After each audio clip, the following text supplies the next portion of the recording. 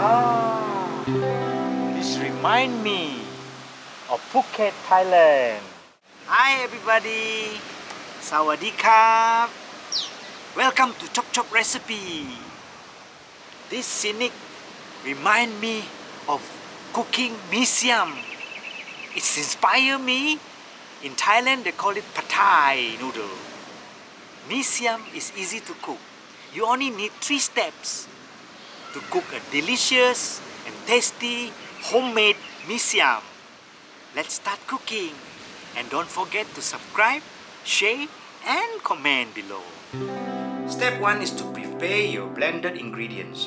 You need garlic, onion, ginger, dry shrimp, fresh chili, lemongrass, and our 2 secret ingredients are salted soya beans and preserved radish.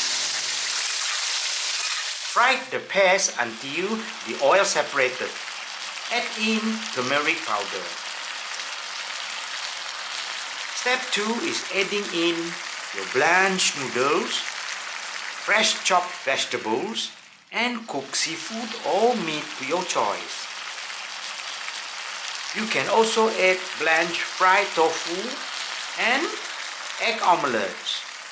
Finally, we go to step 3, is adding in the 3 combination sauce, which consists of fish sauce, palm sugar or gula melaka, we call it in Malaysia, and tamarind juice. Pour in or adjust the portions of the sauce to your quantity. Our 3 easy steps of preparing a Mee Siam is ready to serve. Let's eat! Wow! So fragrant.